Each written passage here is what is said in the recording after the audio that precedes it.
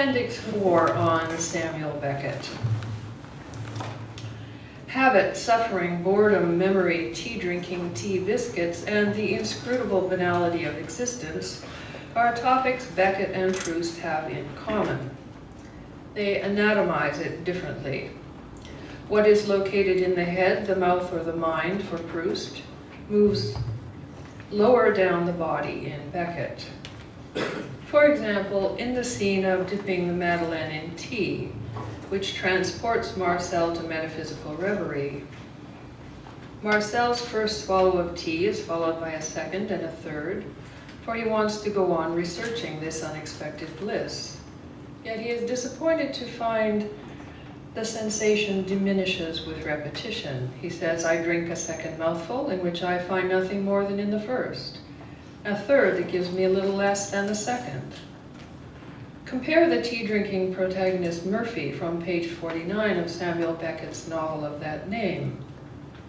The sensation of the seat of a chair coming together with his dropping posteriors was at last so delicious that he rose again at once and repeated the sit, lingeringly and with intense concentration. Murphy did not so often meet with these tendernesses that he could afford to treat them casually. The second sit, however, was a great disappointment. Beckett is, generally speaking, more interested in the posteriors of the body than Proust. See, for example, Beckett's character Pym, stabbed in the bum with a can opener, or Krapp lamenting his bowels while he goes on eating bananas, or the wealth of anal discourse in Murphy, or the extensive excrementalizing of the world in the diction of Vladimir and Estragon, not to mention Beckett's own renaming of the publishers Chateau and Windus, who rejected his collection of poems in 1934 as Shatupon and Windup.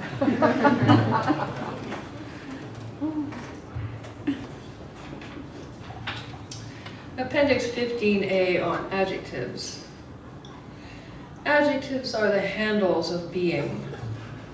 Nouns name the world.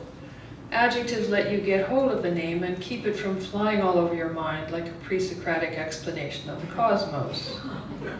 Air, for example, in Proust can be, adjectivally, gummy, flaked, squeezed, frayed, pressed, or percolated in Book 1. Powdery, crumbling, embalmed, distilled, scattered, liquid, or volatilized in Book 2.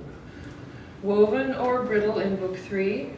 Congealed in Book 4, melted, glazed, unctuous, elastic, fermenting, contracted, distended in Book 5, solidified in Book 6, and there seems to be no air at all in Book 7. I can see very little value in this kind of information, but making such lists is some of the best fun you'll have once you enter the desert of After Proust.